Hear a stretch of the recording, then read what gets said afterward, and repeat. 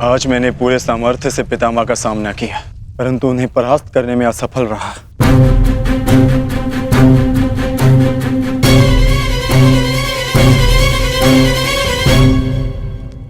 हर योद्धा के उत्तर के लिए कोई ना कोई और योद्धा होता है।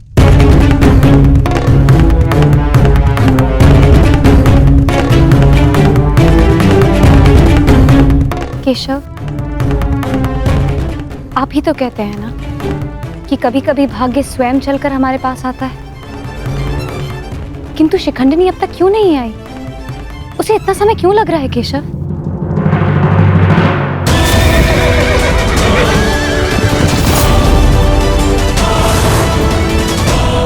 हम उन्हीं की प्रतीक्षा कर रहे हैं पांचाली। ये शिखंडिनी अपनी तपस्या में असफल हुई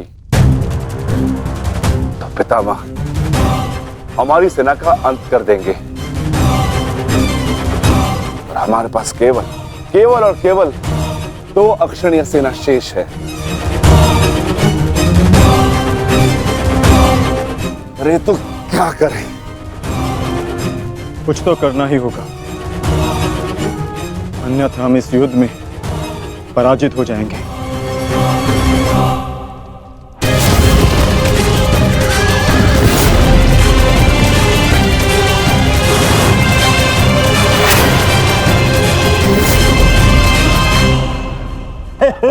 विजय हमारी हुई आज फिर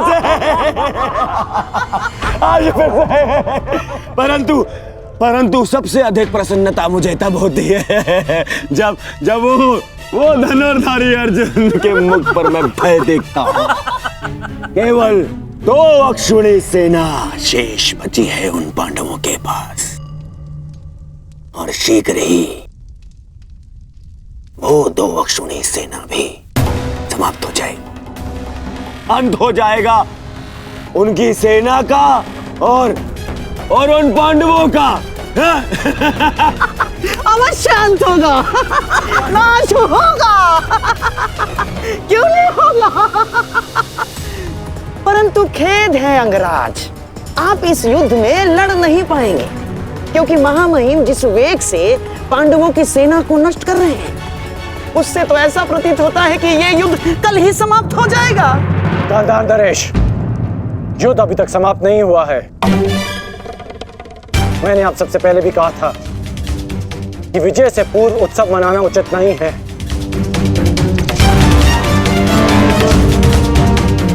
हो सकता है कि कल पांडवों को महामहिम के प्रहार की ढाल मिल जाए।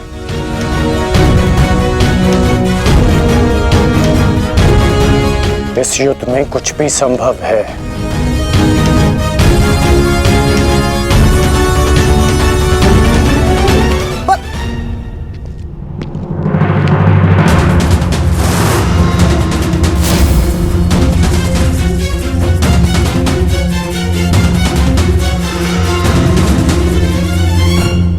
कौन हो तुम?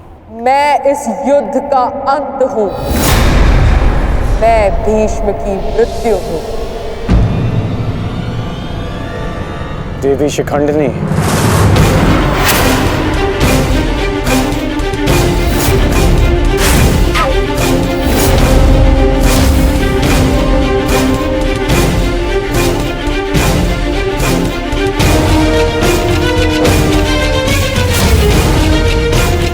देवी नहीं देव, स्त्री नहीं पुरुष, शिखंडिनी नहीं।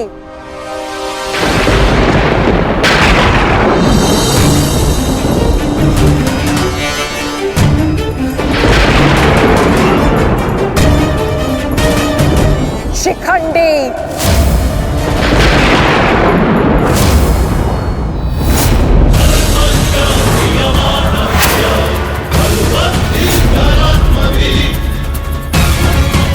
ये मैं हूं, और कल मेरे उस वचन की पूर्ति होगी जो मैंने पांचाल युद्ध में तुम्हें दिया था अंगराज। एक दिन ऐसा आएगा अंगराज जब भीष्म मेरे सामने खड़ा होगा, और वहां ना तुम उसकी रक्षा कर सकोगे ना तुम्हारा ब्रह्मास्त्र। स्मरण रखना, एक महायुद्ध होगा, महाविनाश होगा, और उस विनाश को तुम भी नहीं रोक पाओगे।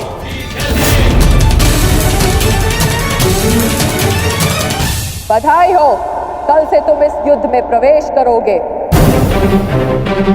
कल कुरुक्षेत्र एक योद्धा को विदा करेगा और दूसरे योद्धा का स्वागत।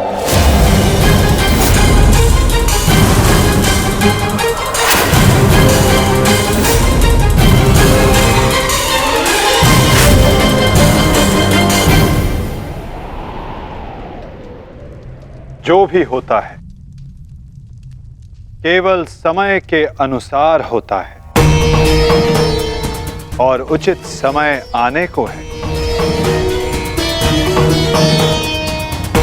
हमें केवल धैर्य रखना है जब तक उचित समय नहीं आ जाता। शिखंडिनी कुरुक्षेत्र पहुंच चुकी है।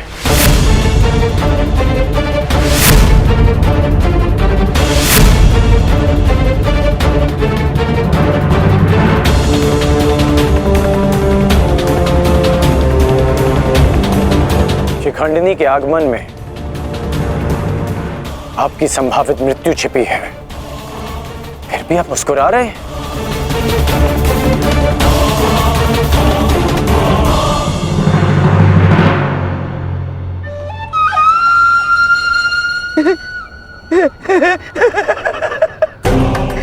अब समझ आया महामहिम कि आप मुस्कुरा क्यों रहे हैं। युद्ध के नियमानुसार शिखंडिनी युद्ध में भाग ले ही नहीं सकती, क्योंकि वो एक स्त्री है। नहीं,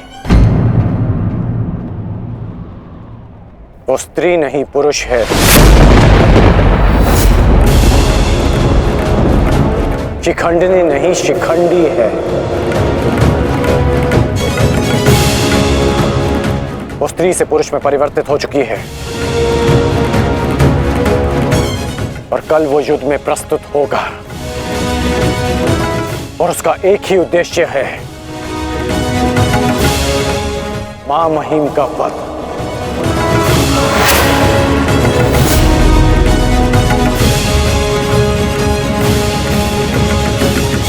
हाँ, एक स्त्री अपने प्रतिशोध की आग के चलते पुरुष बन गई।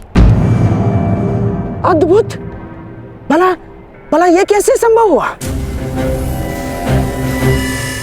कैसे हुआ वो छोड़िए मामाश्री, अब ये बताइए कि करना क्या है।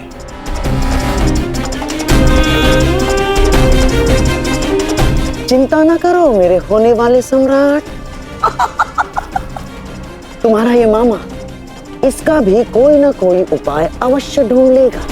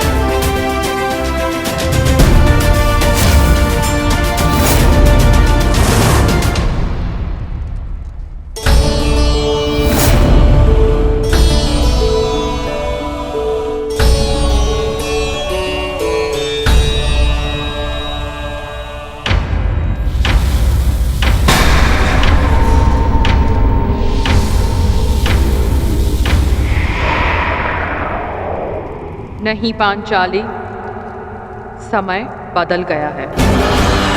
तुम्हारे समक्ष शिखंडिनी नहीं शिखंडी है। एक पुरुष, एक पुरुष, एक पुरुष।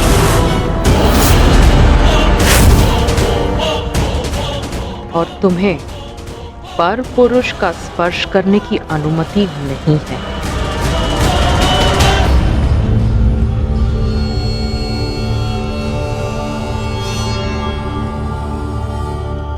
जब हमें सबसे अधिक आपकी आवश्यकता है, आप हमारे समक्ष प्रस्तुत हैं। इसके लिए आपका धन्यवाद। मैं यहाँ अपने आवश्यकता और अपने उद्देश्य के लिए आया हूँ। आवश्यकता मुझे आप सबकी पड़ेगी, क्योंकि भीष्म का अंत निश्चित है।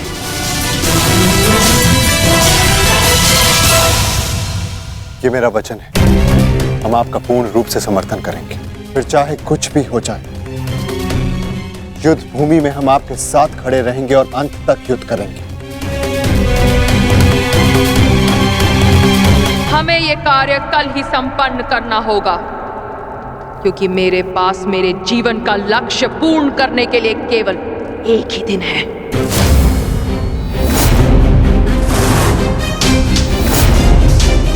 केवल एक दिन? परंतु क्यों? तुम्हारी समस्या ये है कि तुम एक स्त्री हो, जिस कारण तुम भीष्म से द्वंद्व नहीं कर सकती। मैं तुम्हें पुरुष बनने का वरदान देता हूं, ताकि तुम भीष्म को परास्त कर सको। किंतु स्मरण रहे कि ये वरदान केवल 8 प्रहर अर्थात एक दिन के लिए रहेगा। हमारे शत्रुओं को इसका भान नहीं होना चाहिए कि शिखंडिनी केवल एक दिन के लिए पुरुष है।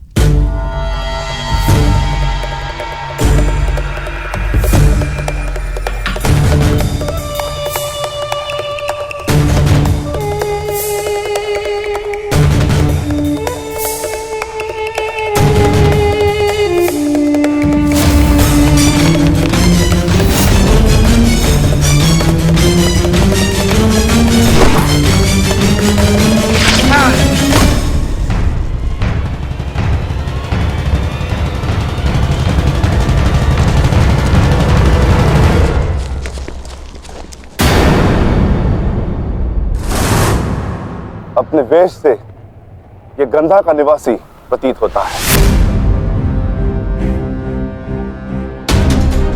अर्थात ये मामा शकुनी का गुप्तचर था। सौभाग्य ये है कि यहां से जीवित नहीं जा सका। किंतु इस गुप्तचर का संदेश शत्रु तक पहुंच चुका है पार्थ।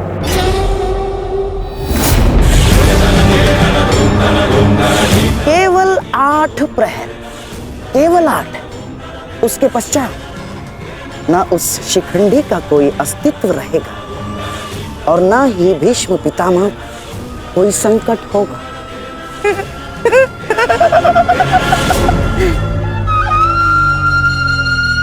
क्या होगा यदि तुम्हारे पितामह कल युद्ध भूमि में प्रस्तुत ही ना हो तो? उत्तम विचार मामाश्री। मैं एक योद्धा हूं और मृत्यु के भय से छुपूंगा नहीं।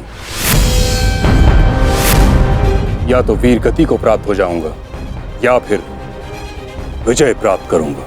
8 प्रहर तो क्या, 8 क्षण के लिए भी मैं युद्ध से विमुख नहीं रहूंगा। क्षमा कीजिएगा मामा ही, परंतु वीर होने में और मूर्ख होने में अंतर होता है। जानबूझकर मृत्यु के मुख में जाना क्या उचित है? एक महान योद्धा की भांति आप गौरव और सम्मान की मृत्यु चाहते हैं, परंतु अपनी सेना के प्रति आपके उत्तरदायित्व का क्या? आप भली भांति जानते हैं कि सेना आप पर पूरी तरह निर्भर है। फिर भी मामा ही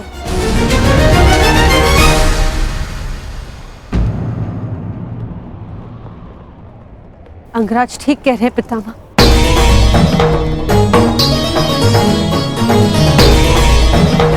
आपके और हस्तिनापुर के हित में यही श्रेष्ठ होगा, भला आप युद्ध में सम्मिलित ना हो।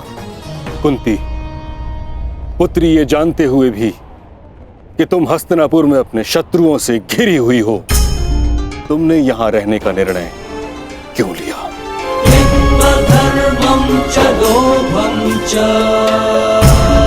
क्योंकि हम सब कर्तव्यबद्ध हैं। मैं भी अपने कर्तव्य का पालन कर रहा हूं। यह मेरा अंतिम निर्णय है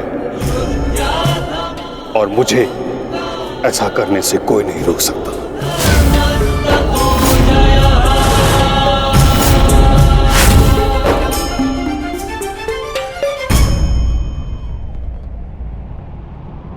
मित्र, चाहे कुछ भी हो जाए, कल तुम्हें पितामह की रक्षा करनी होगी। हम अवश्य पितामह की रक्षा करेंगे, किंतु इससे पूर्व ये अधिक महत्वपूर्ण है अंगराज, हमारी समस्या का अंत होना। हमें समय मिलते ही शिखंडी का वध करना होगा। उसके पश्चात हमें इस युद्ध में विजय पाने से कोई नहीं रोक सकता।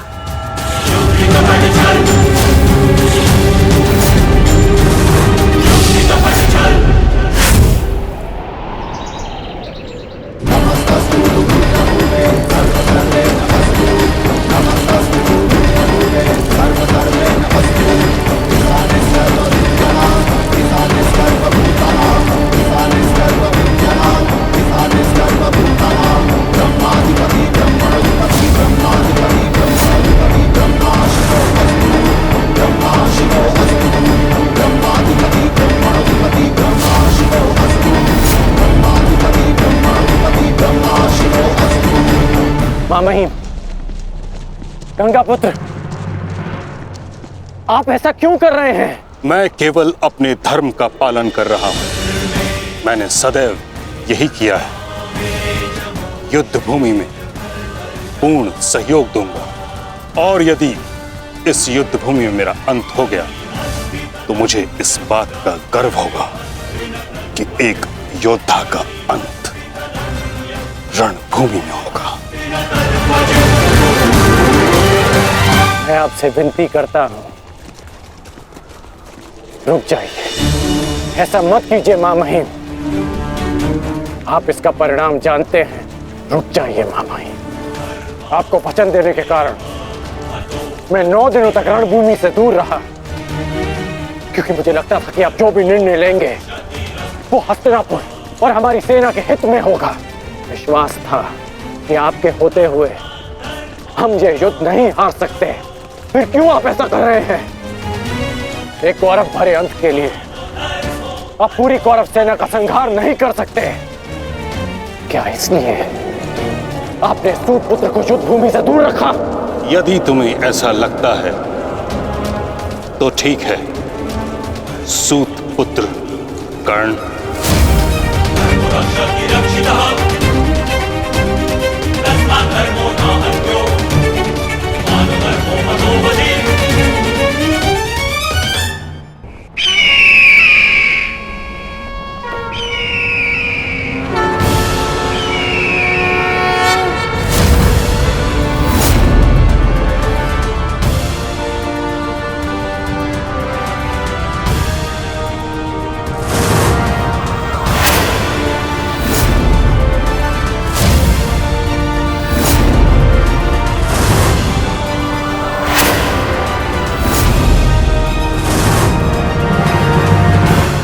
दुर्योधन, स्मरण रहे, आज हमारा केवल एक ही उद्देश्य है, महामहिम की रक्षा, और उसके लिए आवश्यक है शिखंडी का अंत।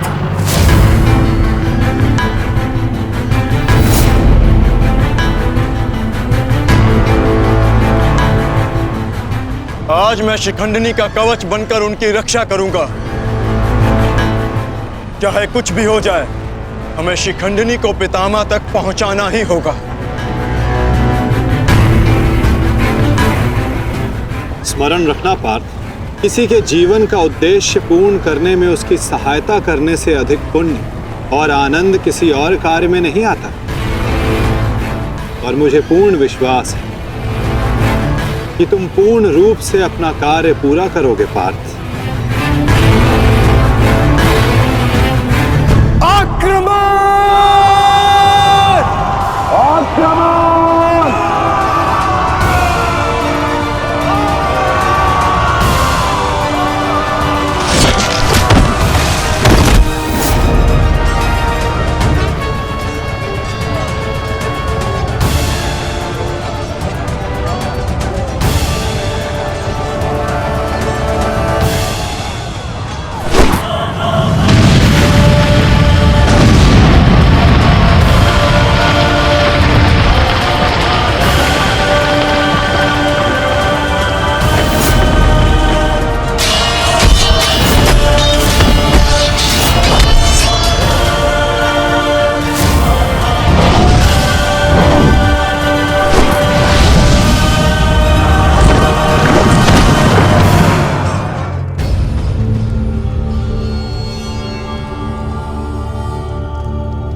एक सूत पुत्र मेरी ओर से युद्ध में भाग नहीं लेगा। भले ही कर्ण अंगराज है, परंतु यह बात भी सत्य है कि इसका जन्म एक सूत के घर हुआ है। पुत्र,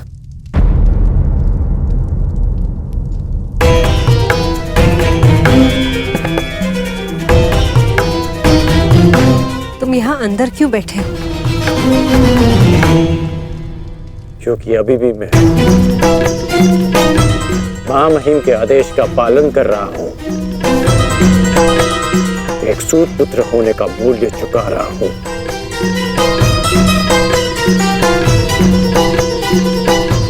अर्थात तुम पितामह को अभी भी नहीं समझ पाए कर्ण पुत्र। उन्होंने तुम्हें युद्ध में भाग लेने से इसलिए नहीं रोका क्योंकि तुम एक सूत पुत्र हो, इसलिए रोका क्योंकि वो जानते हैं कि तुम मेरे पुत्र हो।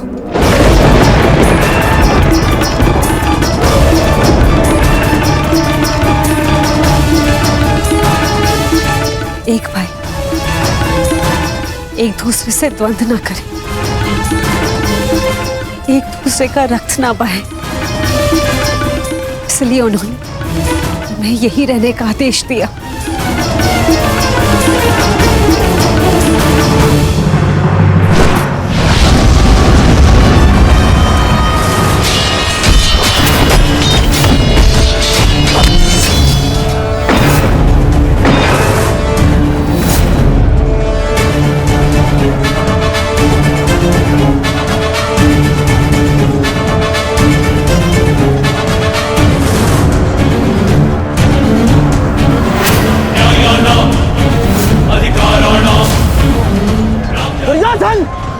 ये रहा हमारा आखेट।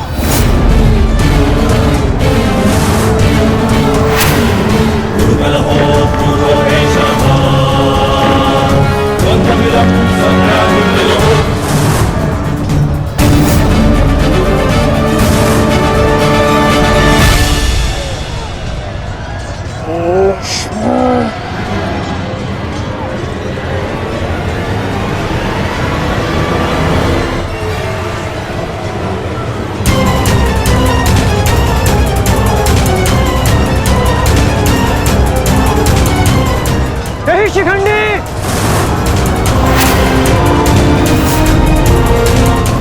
शिखंडी रुक जाओ।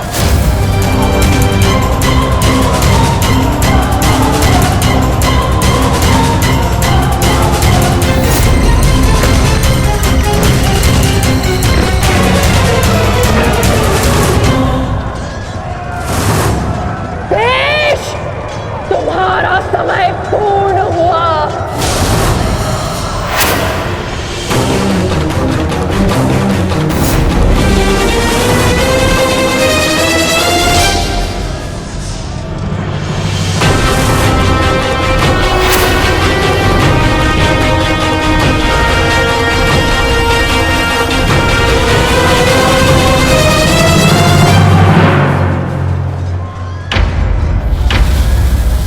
रूप बदला है परंतु युद्ध कौशल का स्वरूप नहीं बदला तुम्हारा। अब देखना यह है कि पुरुष बनकर कुछ पौरुष बचा भी है या नहीं।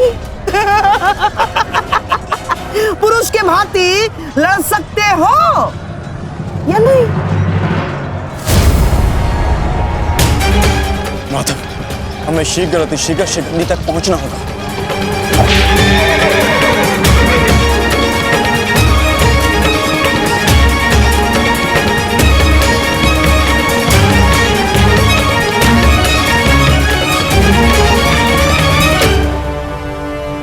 इस समय युद्ध भूमि में क्या हो रहा है संजय? क्या शिखंडी ताक्षी तक पहुंच गया है?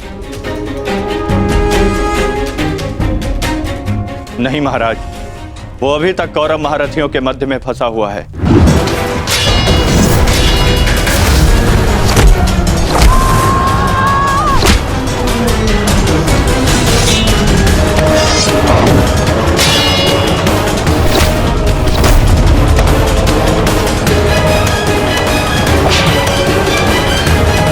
शिखंडी है कहाँ? कितना समझाया था फिर भी ये द्वीप तोड़कर कहाँ चला गया शिखंडी?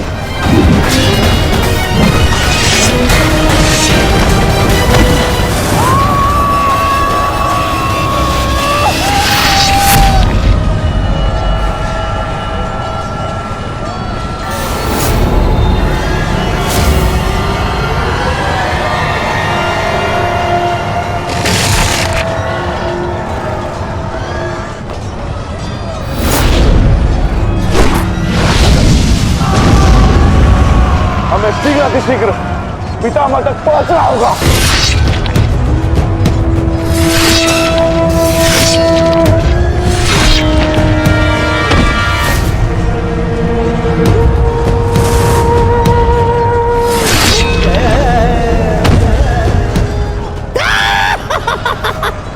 पितामह की सबसे बड़ी बाधा का अंत हुआ।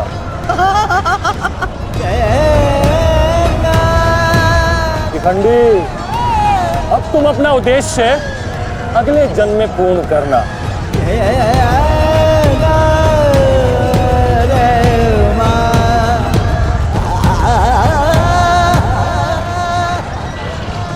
आधा दिन बीत चुका है माधव, किंतु शिखंडी कहीं नहीं दिख रहा। हम कौरवों के मध्य में खड़े हैं माधव, अब हम क्या करें? तुम शिखंडी की चिंता मत करो पार्थ। शिखंडी केवल पितामह को शस्त्र त्यागने पर विवश करेंगे। वास्तविक कार्य तो तुम पांचों भाइयों का है पार्थ। तुम में से केवल एक का प्रहार गंगा पुत्र को पराजित करने के लिए पर्याप्त नहीं है पार्थ। केवल तुम पांचों के सम्मिलित प्रहार से गंगा पुत्र को पराजित किया जा सकता है।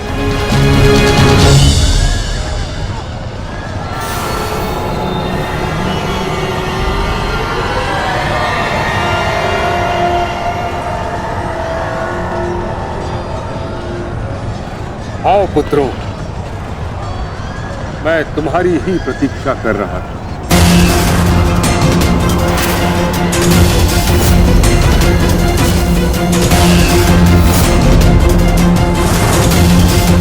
मेरा सम्मान करते हो, परंतु शत्रु पर प्रहार करना तुम्हारा कर्तव्य है, ये मत भूलना।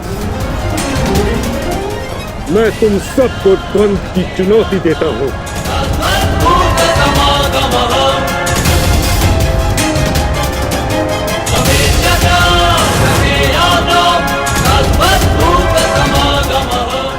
तुम पांचों मिलकर मेरा अंत कर सकते हो।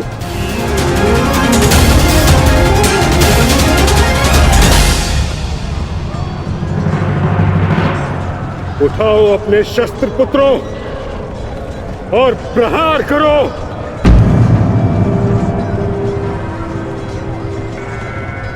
यह तुम्हारे पितामह का आदेश है।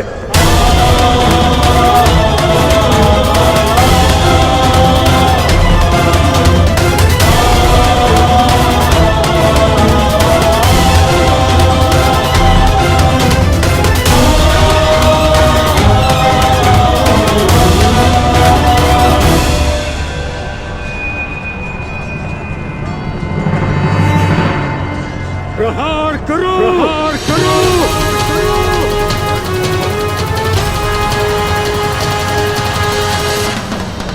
सदैव धर्मः सोधर्मः देश काले प्रतिष्ठितः अरानमानं हिंसा धर्मो धामस्तिकः स्थितः अरानमानं हिंसा धर्मो धामस्तिकः स्थितः।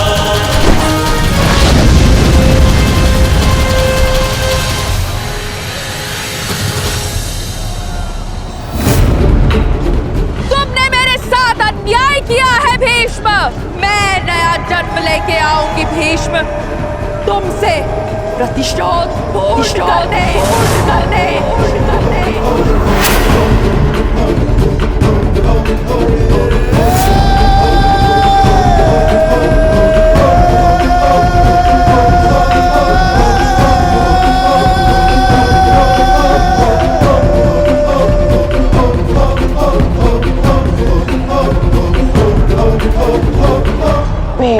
की मृत्यु से पहले मैं खुद की मृत्यु को हावी नहीं होने दे सकता। अपने जीवन का उद्देश्य पूर्ण करे बिना मैं इस दुनिया से नहीं जा सकता। काल निश्चित है।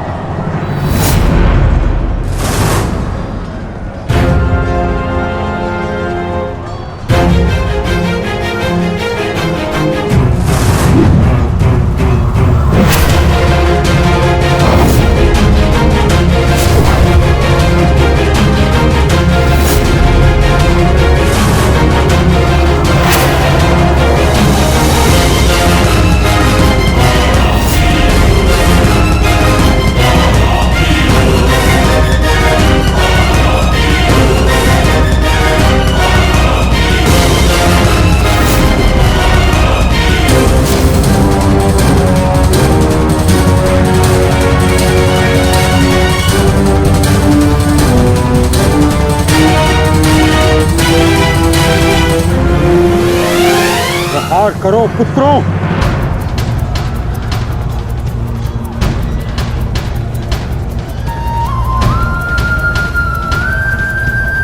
भीम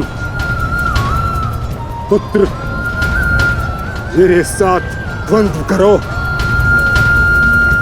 इसके बाद तुम्हें मुझसे द्वंद्व करने का अवसर नहीं मिलेगा।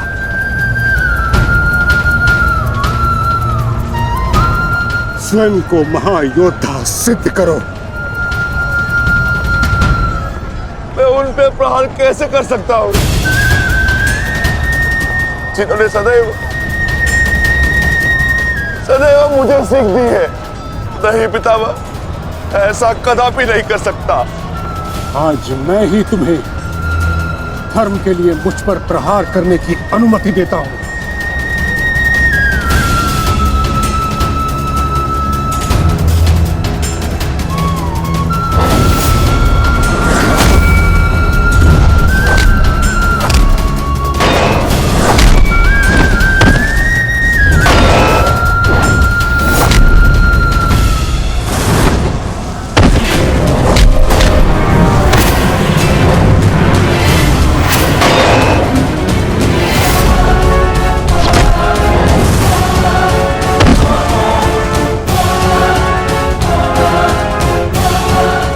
प्रहार करो पुत्रों, हार मत मानो।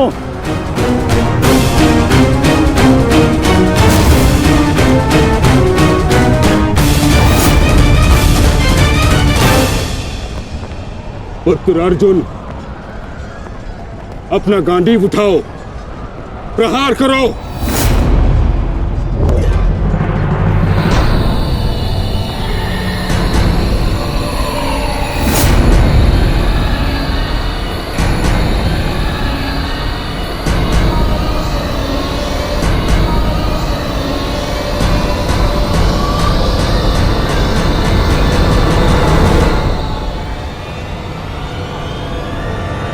मेरा वचन है अंबा देवी, जब भी तुम मेरा काल बन के मेरे सामने आओगी, मैं तुम्हारे समक्ष अपने शस्त्र त्याग दूंगा, अपने त्याग दूंगा, अपने त्याग दूंगा, त्याग दूंगा।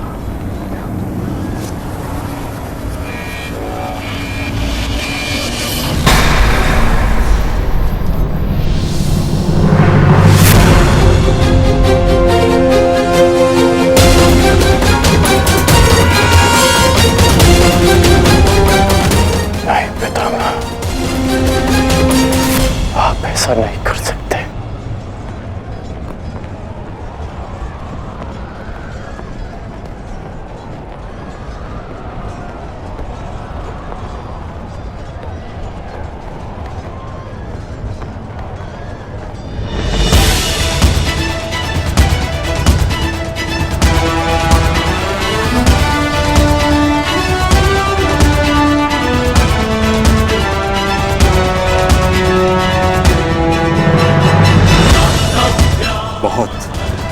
विलंब कर दिया आपने आने में, अंबा देवी। कितने वर्षों से मैं आपकी प्रतीक्षा कर रहा हूं। अब और प्रतीक्षा नहीं होती।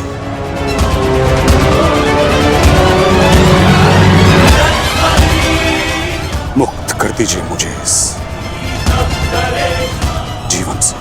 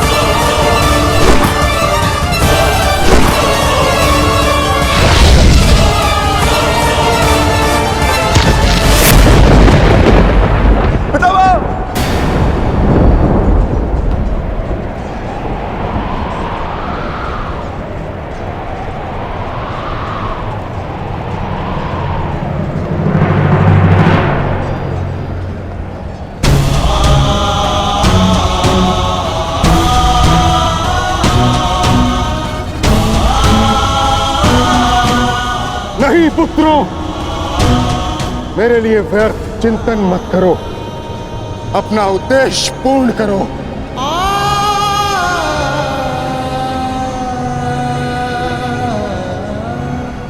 कर्म करो, प्रहार करो।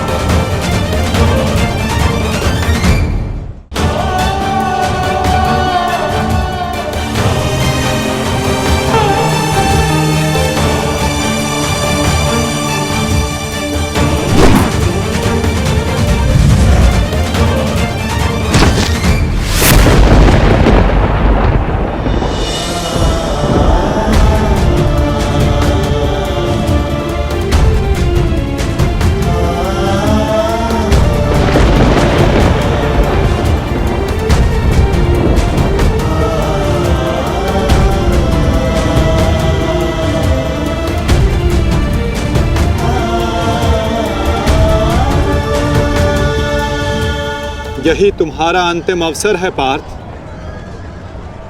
पितामह को इस पीड़ा से मुक्त करो पार्थ।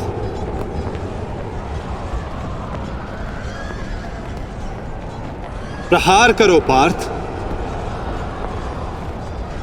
मुझे मुक्ति दो पुत्रों।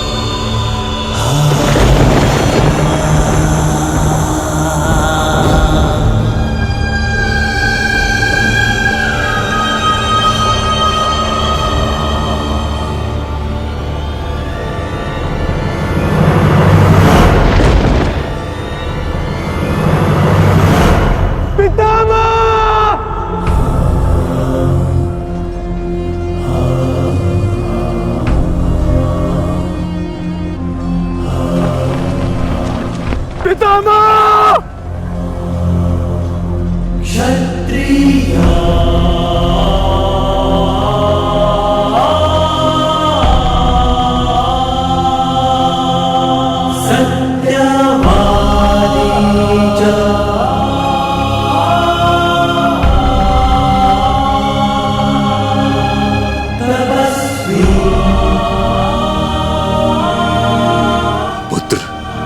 एक योद्धा के घाव से निकला रक्त उसको शोभा देता,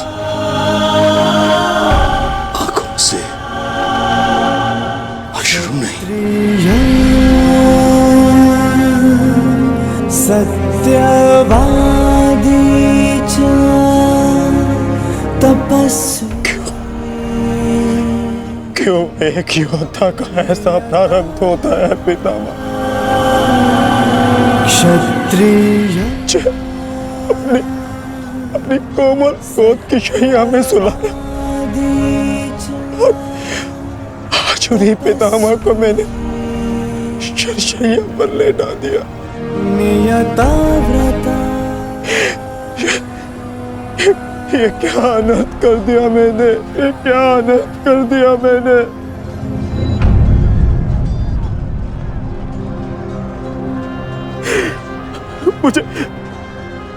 मुझे क्षमा कर दीजिए पितामह, मुझे क्षमा कर दीजिए।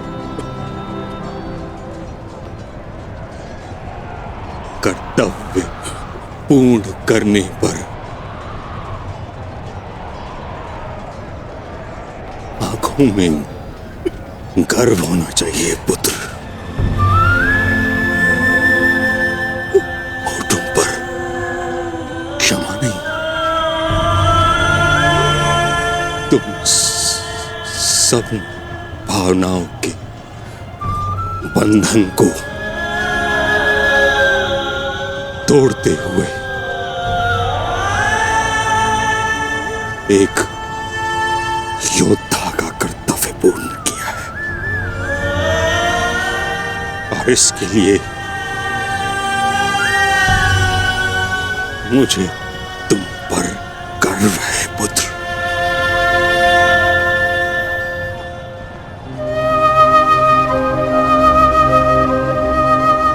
एक बात सदैव स्मरण रखना पुत्रों, परिस्थिति चाहे जो सदैव धर्म का साथ देना।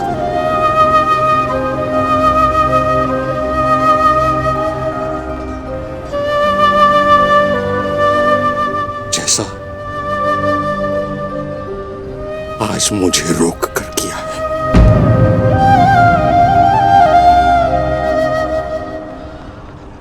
मुझे अपनी भूल समझ आ गई है माधव। मैंने सदैव अपने वचन का पालन किया है, परंतु इसी कारण अधर्म के मार्ग पर चला। जिस समय समाज को मेरी आवश्यकता थी, उस समय मैंने समाज का त्याग किया, किंतु आपने मुझे मेरी भूल का आभास कराया वासुदेव। आज मुझे लगा हर बाण मेरे हर अधर्म का परिणाम है। आज मैं अपने सभी पापों से मुक्त हो रहा हूं।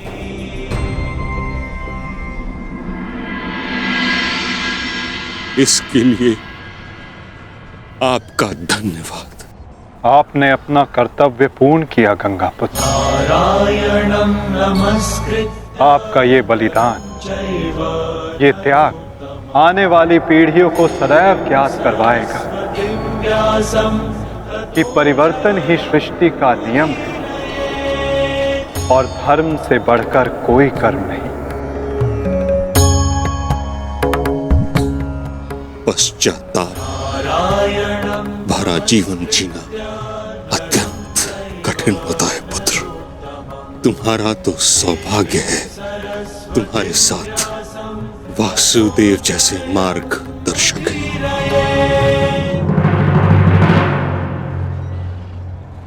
युधिष्ठिर। जी पितामह। पुत्र,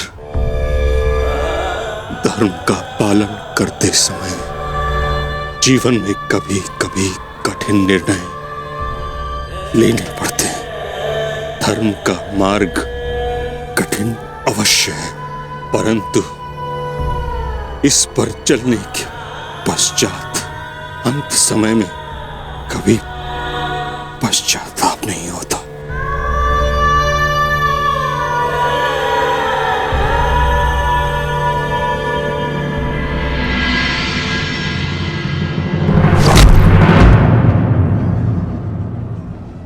पितामह!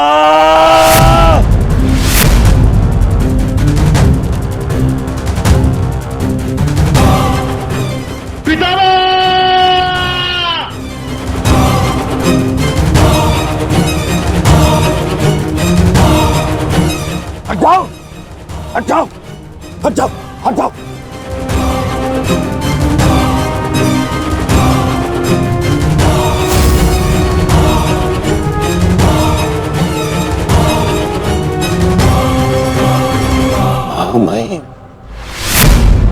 ये क्या किया तुमने? हाँ? सिंहासन पाने के लिए इतना अनर्थ कर दिया?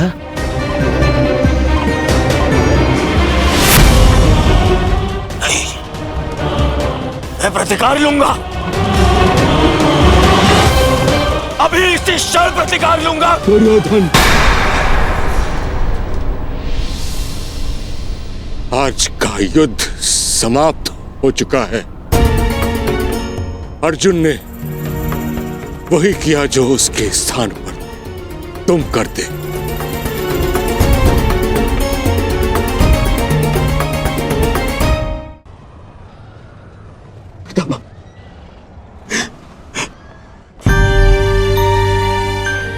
ये क्या हो गया पितामह?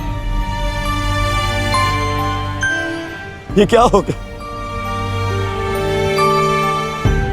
ये पितामह, आपके सिर को कोई संभल नहीं है। आपको कष्ट हो रहा होगा ना? मैं अभी तकियों का प्रबंध करवाता हूं।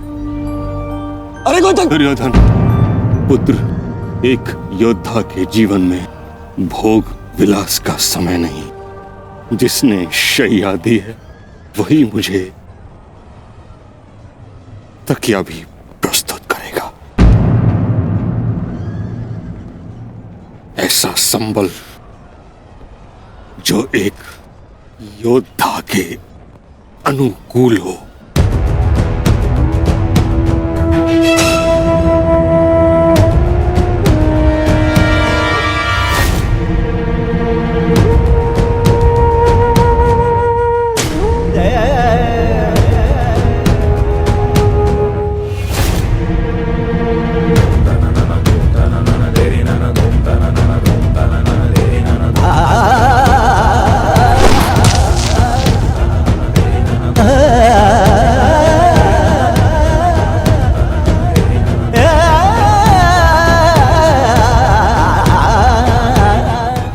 लगी है अर्जुन, गंगा जल जाए।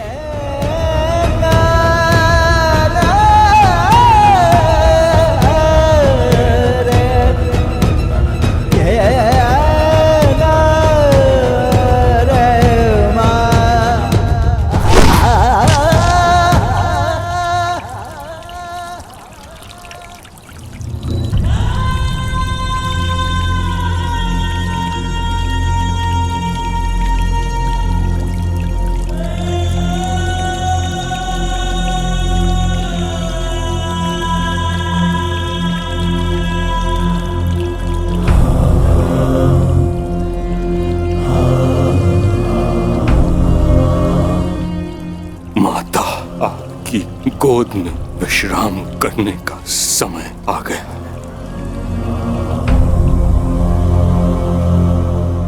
क्षत्रिय अब तुम्हें यहां से चले जाना चाहिए पुत्रों। यहां रहकर तुम मुझे इस दशा में अधिक समय तक देख नहीं पाओगे। विश्राम करो, कल युद्ध शेष है। आज तुमने अपना एक कर्तव्य पूर्ण किया पुत्रों। क्षत्रिय किंतु अभी तुम्हारे अनेक कर्तव्य शेष हैं। नियता व्रता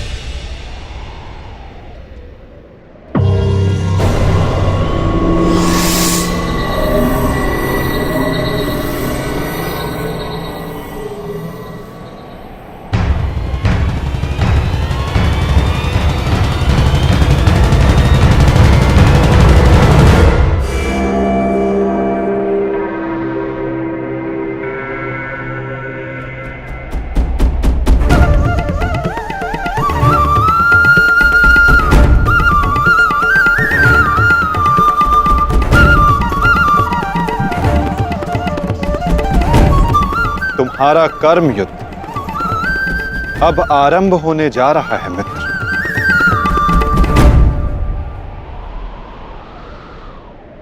कल तुम युद्ध भूमि में प्रवेश करोगे, परंतु आज भी कोई कुरुक्षेत्र की युद्ध भूमि में है जो तुम्हारी प्रतीक्षा कर रहा है मित्र।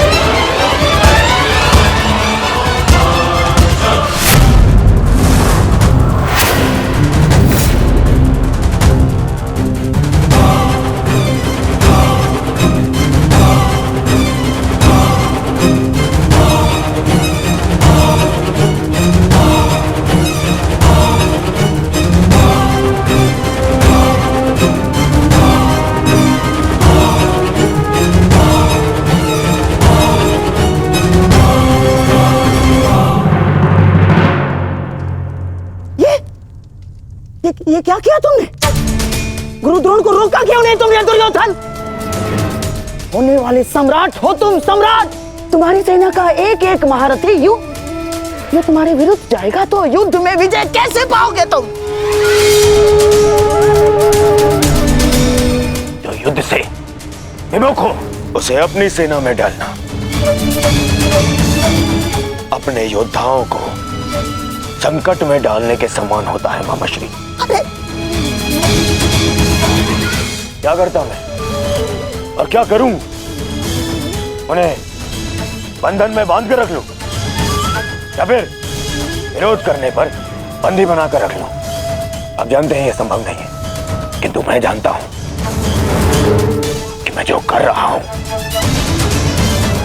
उचित कर रहा हूं। उचित नहीं कर रहे हो तुम।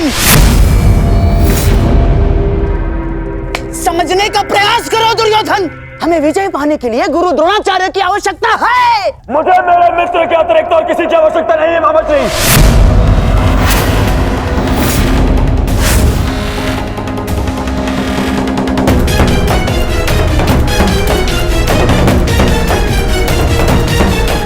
आओ सेनापति कर्ण, तुम्हारा स्वागत है। बताओ हम सबको कल के लिए हमारी क्या व्यू रचना रहेगी? मित्र, गांधार नरेश उचित कह रहे हैं। इस युद्ध को जीतने के लिए हमें गुरु द्रोण की आवश्यकता है। हाँ, देखो समझाओ इसे, समझाओ इसे। व्यू रचने में उनसे अधिक श्रेष्ठ और कोई नहीं, और पितामह के पश्चात केवल गुरु द्रोण हैं जो सभी पांडवों की दुर्बलता जानते हैं। इसलिए उनका हमारे पक्ष में होना बहुत आवश्यक है मित्र, और मैं तुम्हारी सुरक्षा के लिए सदैव तत्पर रहूंगा मित्र। ये मेरा वचन है। परंतु कर्ण, अब क्या किया जाए? गुरु द्रोण को कैसे मनाया जाएगा युद्ध के लिए?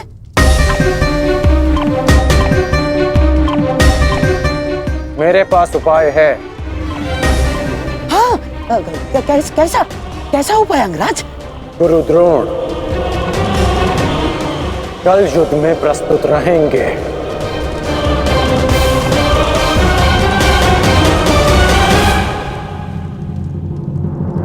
पिताश्री, आप चाहते हैं ना कि मैं युद्ध भूमि में ना जाऊं, तो ठीक है। यदि मैं रणभूमि में नहीं जा सकता तो अभी इसी क्षण पांडवों के शिविर में जाके सबका वध कर दूंगा, परंतु युवराज दुर्योधन की सहायता जरूर करूंगा, चाहे इसके लिए मुझे अपने प्राण भी क्यों ना गंवाने पड़े। अश्वत्थामा,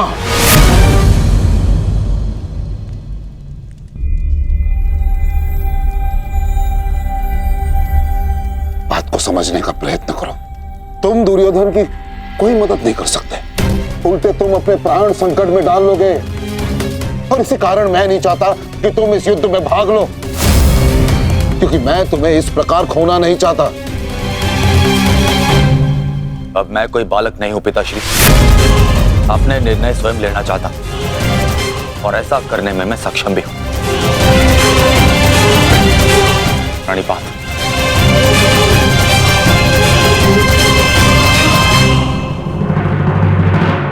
अब तक तो पितामह कौरव की रक्षा करते आए हैं, परंतु अब कौरव की ढाल शेष नहीं। मैं विकोदर भीम उन पापियों का नाश करना आरंभ कर दूंगा। कौरव का नाश करने की प्रतिज्ञा पूर्ण करने का अब समय आ गया है। हाँ भ्राताश्री, जिसकी प्रतीक्षा थी वो समय आ गया।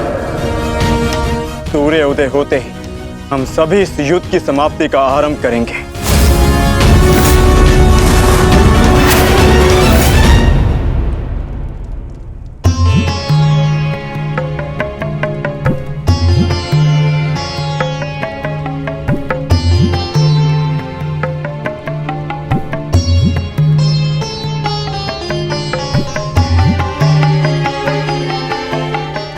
आइए महाराज, अच्छा हुआ आप आ गए। मेरा स्वयं ही आपसे बात करने का मन हो रहा था। जब से ये युद्ध आरंभ हुआ है गांधारी, तुम इन दीपकों का विशेष ध्यान रख रही हो, परंतु क्यों? मेरे सभी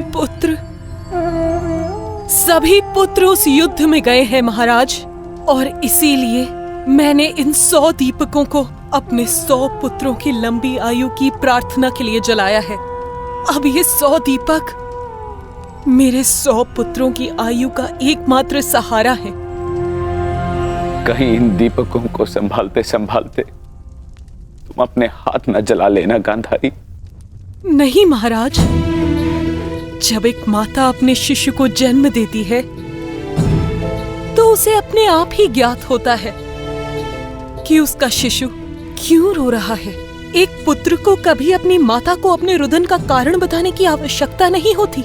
इसी प्रकार मुझे इस बात का अनुमान हो जाता है कि इनमें से किस दीपक को तेल की आवश्यकता है और किसे नहीं, और इसके लिए मुझे नेत्रों की आवश्यकता नहीं है। तो पूछो अपने इन दीपकों से कि मेरे पुत्रों की रक्षा कौन करेगा? कौन? मैंने अभी भी आशा नहीं छोड़ी है महाराज। तात श्री के पश्चात द्रोणाचार्य हमारे पुत्रों की रक्षा करने में सक्षम है।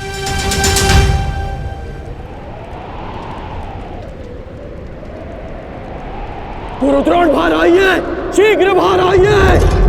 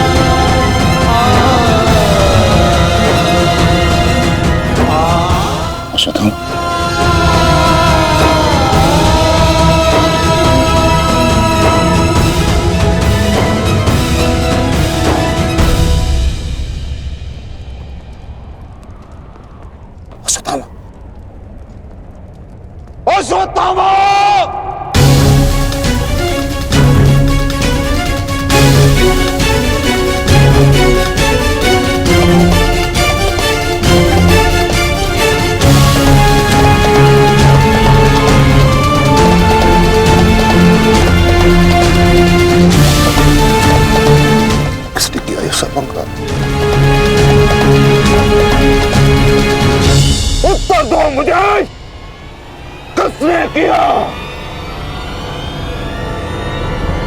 पांडव।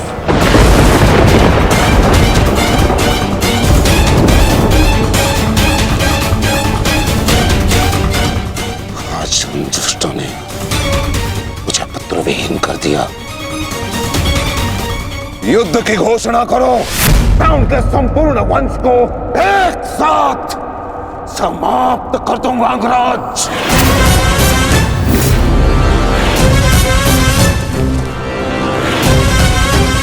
अपने पुत्र के हथियारों से मैं प्रतिशोध लूंगा।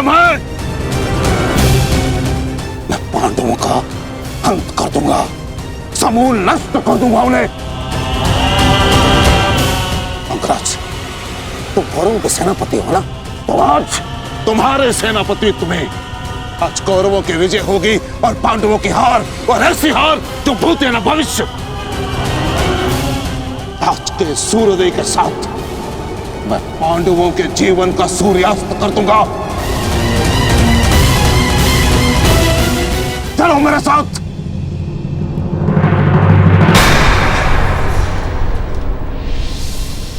अब किस बात की प्रतीक्षा है अंगराज? सूर्योदय होने वाला है, चलो मेरे साथ। परंतु आप तो एक सूत पुत्र के अधीन युद्ध में भाग नहीं लेना चाहते थे आचार्य।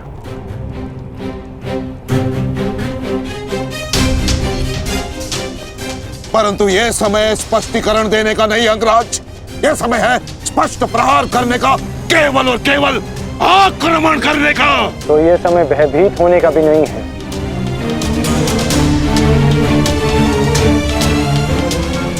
घुमा फिरा के बातें मत करो अंगराज, जो कहना है स्पष्ट रूप से कहो। कहना क्या चाहते हो तुम? सत्य कहना चाहता हूँ आचार्य। आपने ये युद्ध मेरे सूत पुत्र होने के कारण नहीं छोड़ा था।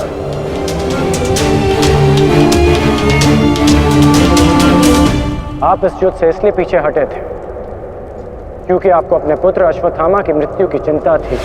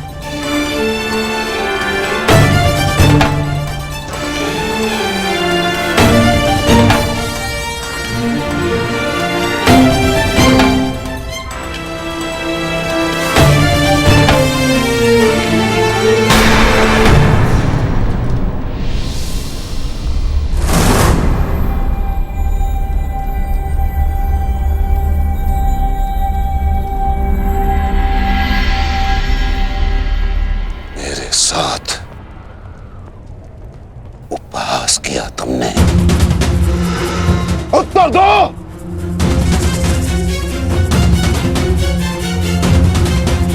मैं क्षमा चाहता हूँ आचार्य, परंतु मैंने ये सब आपका उपहास उड़ाने के लिए नहीं, आपको सत्य का आभास कराने के लिए किया है। मैं केवल उस योद्धा को चिंता के भंवर से निकालना चाहता था जिसकी इस समय कौरव सेना को सबसे अधिक आवश्यकता है। आपके युद्ध न लड़ने का कारण मुझे आरंभ से ही ज्ञात था।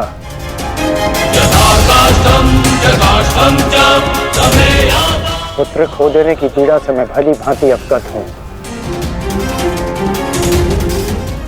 परंतु इसका अर्थ ये नहीं कि एक योद्धा अपना कर्तव्य निभाना भूल जाए। जो आक्रोश आपने अभी दिखाया, यदि वही आक्रोश आप युद्ध भूमि में रखेंगे तो ये मेरा विश्वास है कि आप कौरव सेना और अपने पुत्र को सदैव सुरक्षित रख पाएंगे।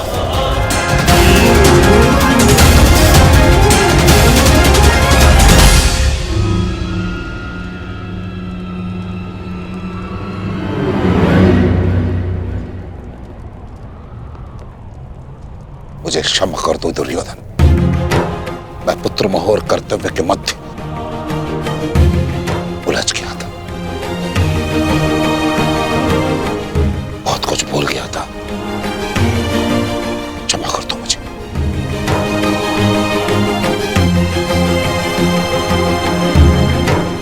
गुरुद्रोण, आप सेनापतित्व स्वीकार कर कौरवों की जीत सुनिश्चित करें और आपके पुत्र की सुरक्षा मैं सुनिश्चित करूंगा।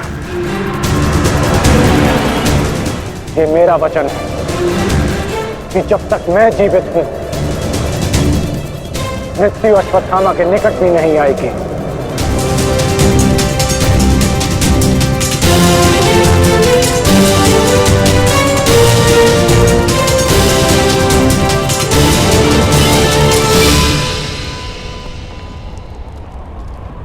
आपको इस प्रकार कष्ट देने के लिए मैं आपसे क्षमा चाहता हूं पिताश्री,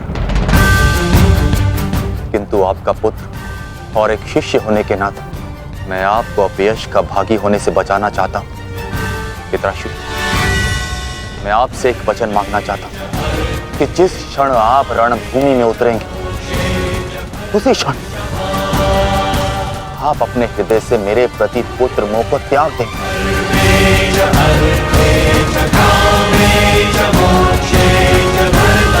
और पूर्ण रूप से युद्ध को समर्पित हो जाएंगे। वचन दीजिए पिताश्री, मुझे वचन दीजिए।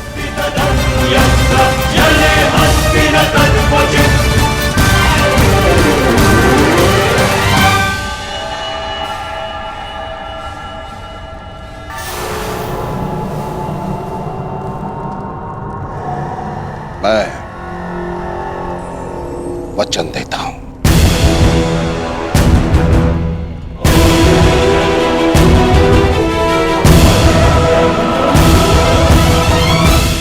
मैं वचन देता हूं।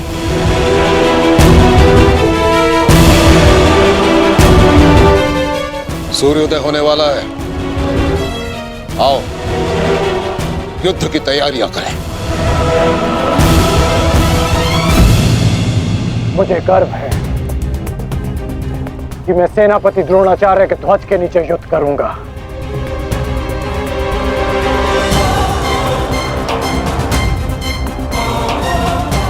मैंने तुम्हें पहले भी कहा है मित्र,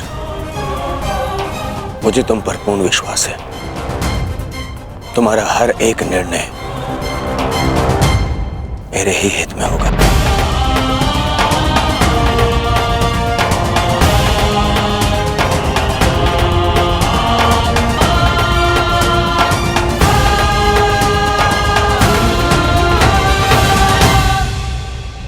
अद्भुत अंगराज, अद्भुत।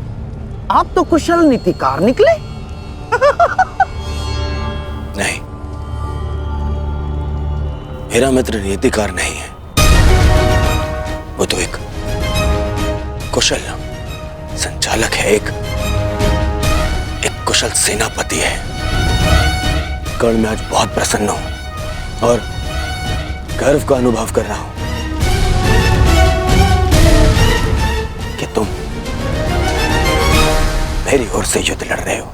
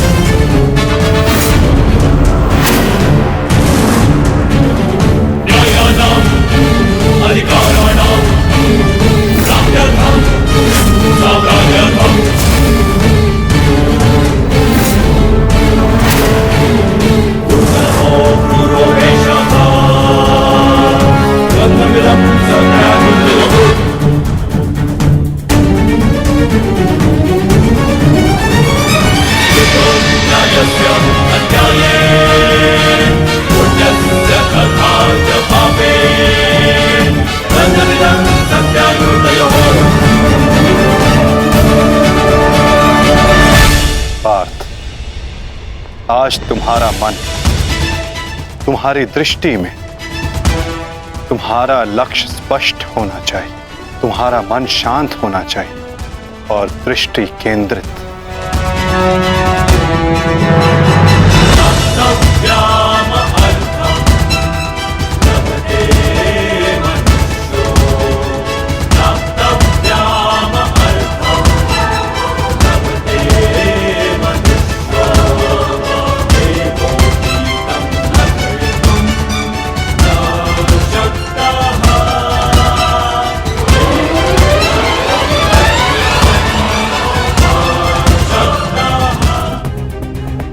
तुम्हारा कर्म युद्ध अब आरंभ होने जा रहा है मित्र।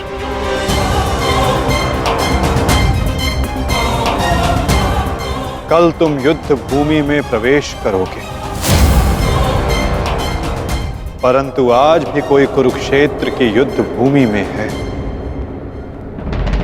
जो तुम्हारी प्रतीक्षा कर रहा है मित्र।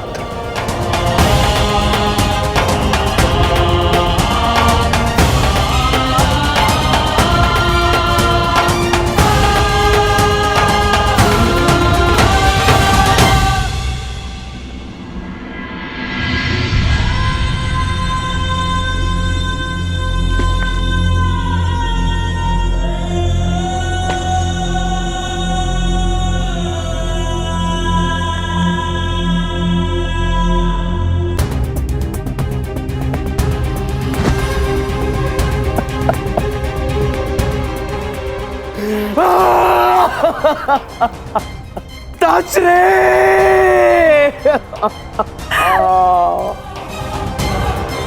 ये भयंकर है संजय, ये महाविनाश का प्रारंभ है संजय। वो वट वृक्ष गिर गया संजय, जिसकी छाया में हस्तिनापुर और मेरे पुत्र सुरक्षित थे। अब कौन करेगा कुरुवंश की रक्षा? कौन करेगा मेरे पुत्रों की रक्षा?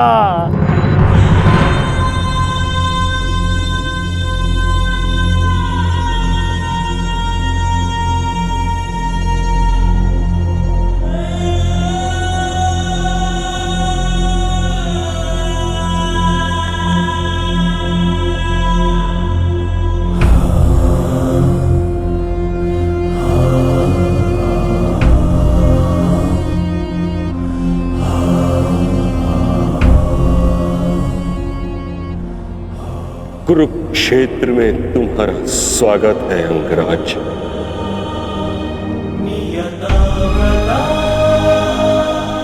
आप जानते थे,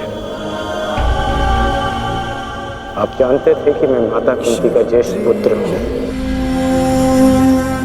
पितामह, यदि आप जानते थे, फिर आपने मुझसे ये बात क्यों छिपाई? क्यों मुझे रणभूमि में नहीं आने दिया? मैं कुंती के ज्येष्ठ पुत्र को अपने ही अनुजों से लड़ते नहीं देख सकता था। मुझे क्षमा कर देना पुत्र। मैंने तुम्हें सदैव दुख के अतिरिक्त कुछ नहीं दिया। ये तुम्हारा युद्ध नहीं, क्योंकि मेरी भांति ना तो तुम वचन से बंधे हो, न ही राज्य से। तुम तो सदा परिवर्तन के लिए लड़े हो कर्ण। जन्म पर कर्म की श्रेष्ठता सिद्ध करने के लिए सदैव संघर्ष किया है तुम। परंतु ये भी सत्य है कि तुम जन्म से क्षत्रिय हो, शूद्र नहीं। क्षत्रिय का सबसे बड़ा धर्म युद्ध नहीं, धर्म की सुरक्षा होता है। इस महायुद्ध से विलग रहो पुत्र। मैं वही कर रहा हूं जो परिवर्तन के लिए उचित है। मैंने सदैव अपना कर्तव्य पूर्ण किया है पितामह। अब आप मुझे रणभूमि में जाने से नहीं रोक सकते। आपने जो किया उस पर आपका विश्वास था। मैं जो करूंगा उस पर मेरा विश्वास है, और मेरा विश्वास है कि दुर्योधन युधिष्ठिर से कहीं अधिक सक्षम शासक है।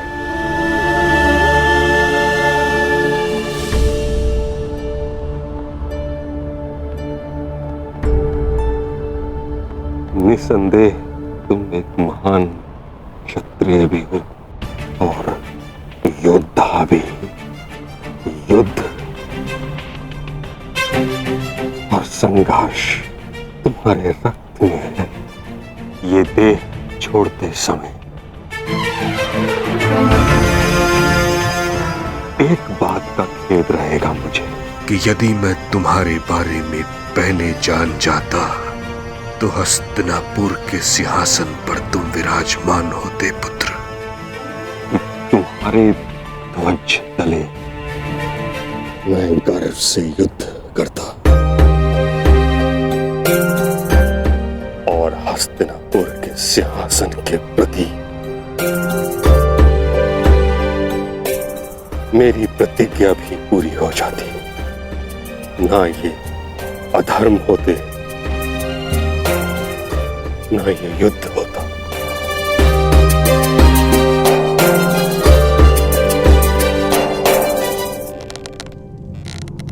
तुम्हारे पुत्र हस्तिनापुर की रक्षा बनेंगे, यही इनका कर्तव्य है और यही नियति। मेरे पुत्रों का कोई अनर्थ नहीं हो सकता। यदि कोई अनर्थ का बाण उनकी ओर आएगा तो उसे सर्वप्रथम भीष्म की ढाल का सामना करना होगा। मुझे मुक्ति दो पुत्रों।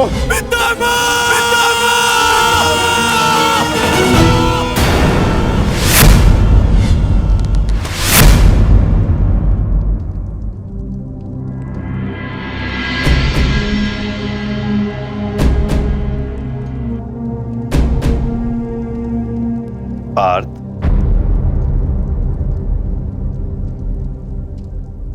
इस गांडीव ने तुम्हें क्या क्षति पहुंचाई है जो तुम अपना क्षोभ इस पर उतार रहे हो?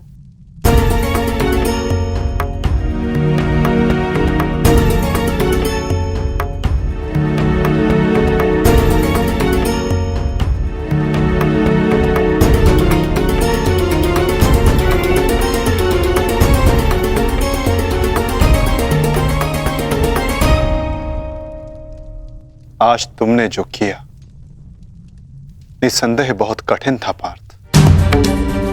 बहुत साहस चाहिए अपने श्राद्धेय पर प्रहार करने के लिए, और ऐसा करके मनुष्य का मन टूट जाता है, अशांत हो जाता है।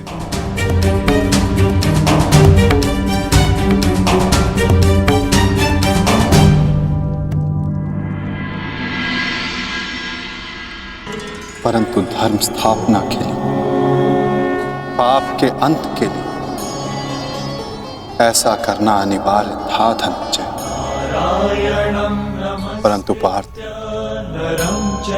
अब समय अशांत रहने का नहीं, अपने मन, अपनी शक्तियों को, अपने कौशल को एकाग्र करके केंद्रित करने का है पार्थ। तुम्हारे समक्ष अब तक वास्तविक चुनौती नहीं आई थी, परंतु अब वास्तविक चुनौती का आरंभ हुआ है पार्थ। अब तक युद्ध भूमि में जो तुम्हारे समक्ष थे वो केवल तुम्हारे प्रहारों को रोक रहे थे, परंतु अब कल जो युद्ध भूमि में तुम्हारे समक्ष होगा वो अपने सबसे घातक प्रहार तुम पर करेगा पार्थ।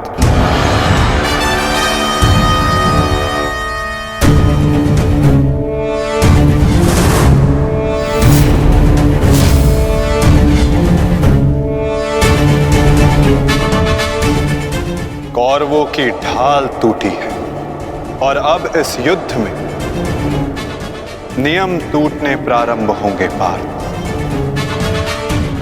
स्वयं को संभालो पार्थ और युद्ध के लिए सज्ज रहो, क्योंकि कल से प्रारंभ होगा वास्तविक महाभारत।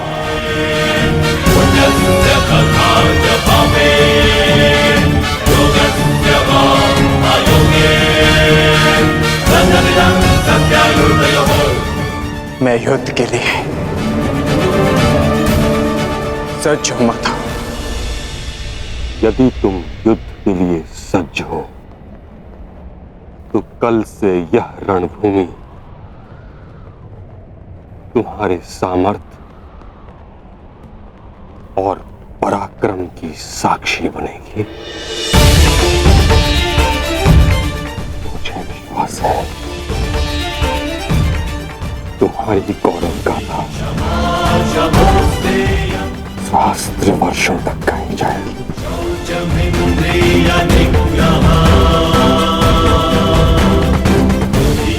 मैं आशा करूंगा कि इस युद्ध के पश्चात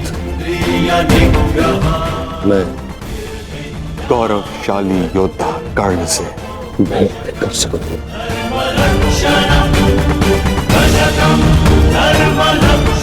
मुझे भी उस क्षण की प्रतीक्षा रहेगी पिता।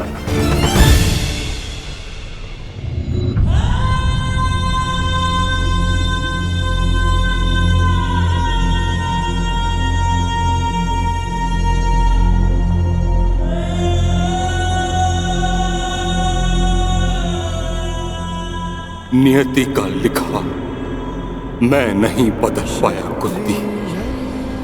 वर्षों जिस द्वंद को मैं और तुम रोकते रहे, कल से वो प्रारंभ होगा। कल तुम्हारे दोनों पुत्र रणभूमि में एक दूसरे के विपक्ष में खड़े होंगे, एक दूसरे के रक्त के प्यासे।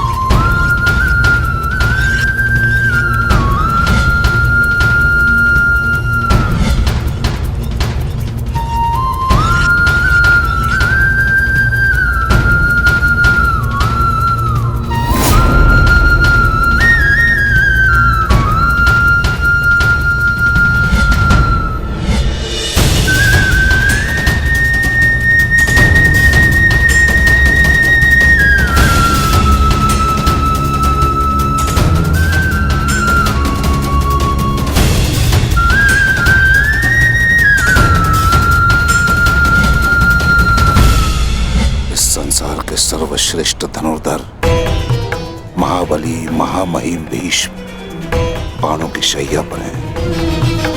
महाविनाश प्रारंभ हो चुका है और इस महायुद्ध में कोई भी जीवित नहीं बचेगा, ना कोई पिता और ना ही पुत्र।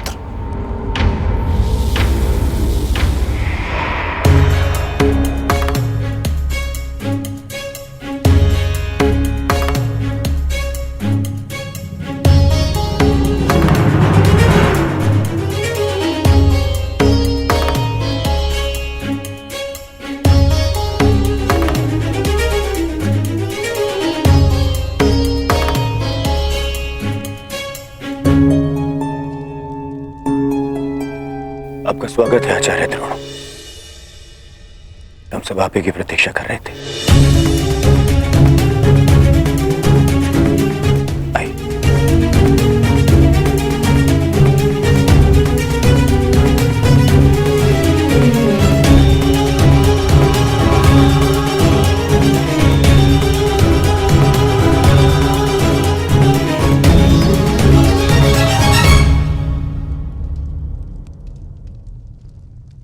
मेरी मंत्रणा स्मरण है ना मेरे होने वाले सम्राट?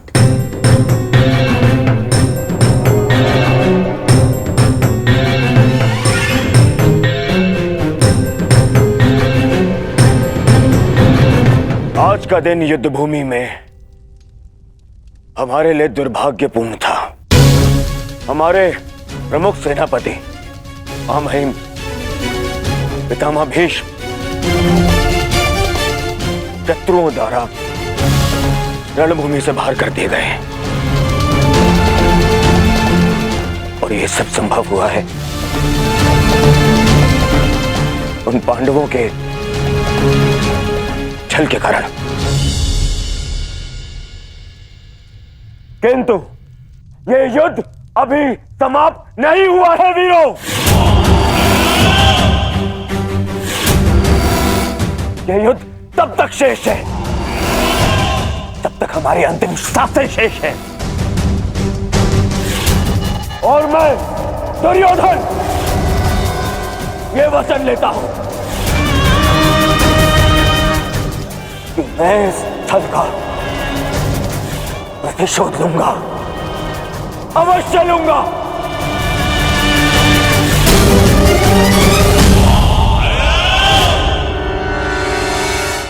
परंतु सेना का नेतृत्व करने के लिए एक कुशल सेनापति का होना आवश्यक है और मेरे इस सेना का नेतृत्व कौन करेगा इसका निर्णय मैं ले चुका हूं। हमारी सेना का नेतृत्व करेगा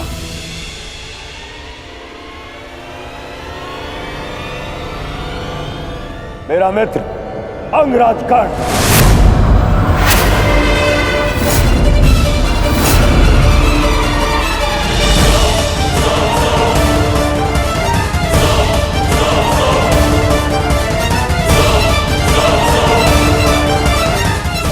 दुर्योधन,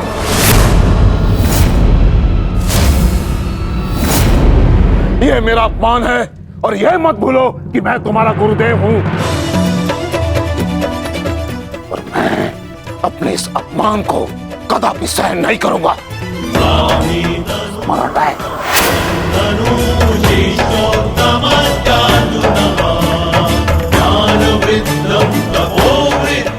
आज हस्तिनापुर का दुर्भाग्य है कि महामहिम बाणों के शैया पर लेटे हैं। बहुत अधिक पीड़ा हो रही है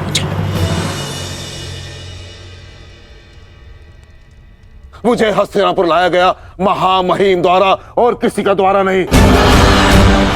और यदि महामहिम ने इस सूत पुत्र को अपने सेना में भाग लेने नहीं दिया तो मैं इस सूत पुत्र के अधीन रहकर इसके नेतृत्व में युद्ध कैसे कर सकता हूं। इसी कारण मैंने निर्णय लिया है कि मैं और अश्वत्थामा आज अभी और इस क्षण से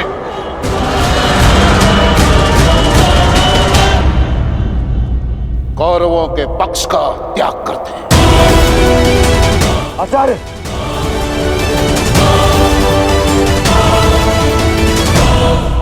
क्षमा करें पिताश्री, किंतु कर्ण के अधीन रहकर मुझे युद्ध लड़ना है या नहीं, ये निर्णय आपका नहीं, मेरा है। आप मेरी ओर से निर्णय नहीं ले सकते। बस, अपने पिता और आचार्य से विवाद करने की अनुमति ना तो धर्म देता है और ना ही तुम्हारे भीतर का योद्धा। और एक योद्धा भी किस पक्ष से युद्ध करेगा, इसका निर्णय ना तो उसके आचार्य लेंगे और ना ही उसके पिताश्री।